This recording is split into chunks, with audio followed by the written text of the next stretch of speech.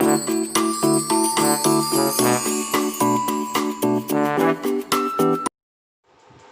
dear students, now let's see exercise 3.2.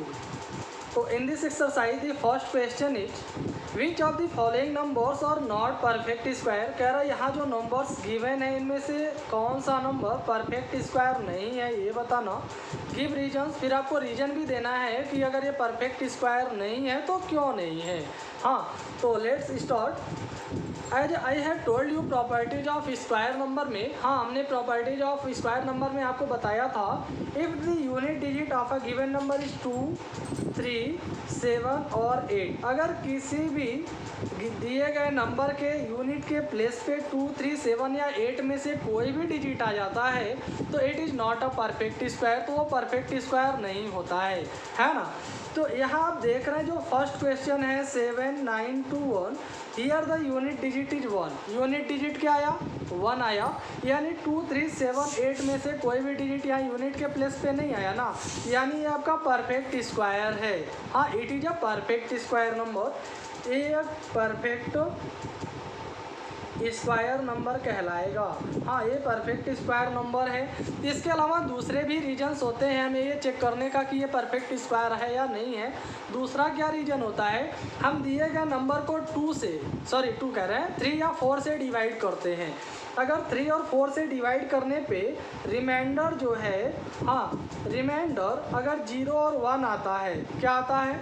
Reminder अगर 0 और 1 आता है तो it is a perfect square number. तो क्या होता है? परफेक्ट स्क्वायर नंबर होता है। अगर 0 और 1 के अलावा कोई दूसरा हो गया, दूसरा नंबर आ गया तो वो परफेक्ट स्क्वायर नंबर नहीं होता है। तो अगर आप इसे 3 से डिवाइड करेंगे तो डिवाइड करिए, 3 2 जा 6, 1 रिमाइंडर आएगा, इसको देंगे 19, 3 6 जा 18, 1 रिमाइंडर इसको देंगे 12, हाँ 3 4 जा 12, 1 बच गया यानी 1 रिमाइंडर आ गया, यानी आपका परफेक्ट स्क्वायर नंबर है।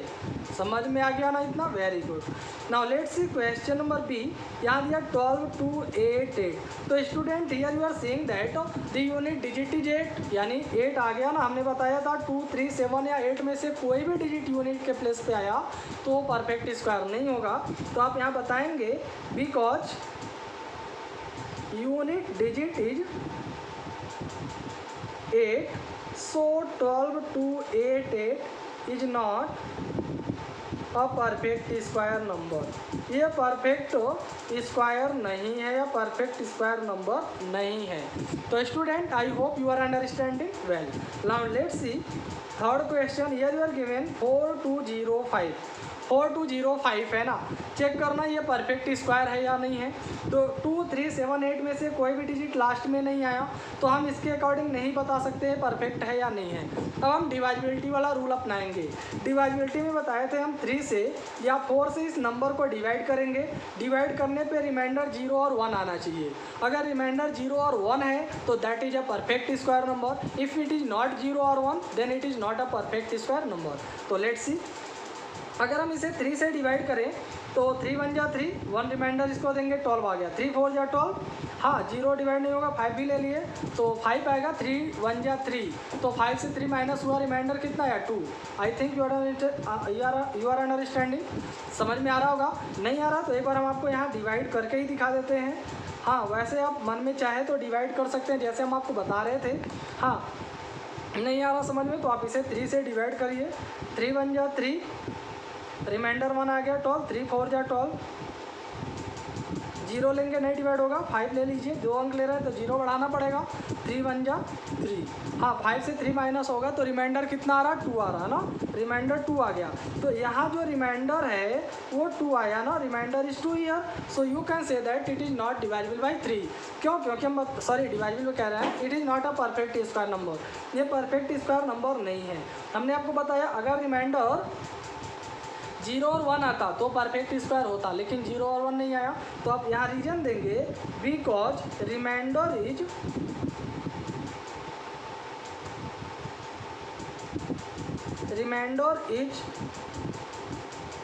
2 लिख सकते हैं या any other number except 0 and 1 भी लिख सकते हैं। तो because remainder is 2 so 4205 is not perfect square, यानी ये परफेक्ट स्क्वायर नहीं होगा। तो student I think you have understood. तो ऐसे ही हम डी क्वेश्चन और ई वाला क्वेश्चन भी सॉल्व करेंगे। तो I think now you can do yourself. Thank you. Okay dear students, now let's see question number second of exercise 3.2. Here the second question is, the squares of which of the following numbers will be odd numbers?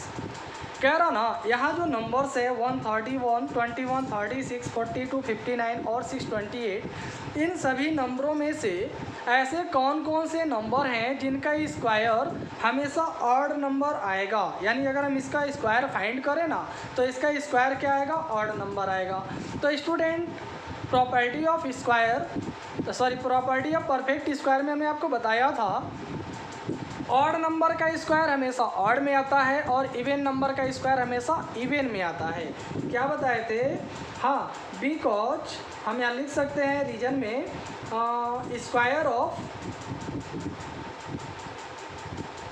Odd numbers और square of odd numbers और odd number. समझ में आ रहा है?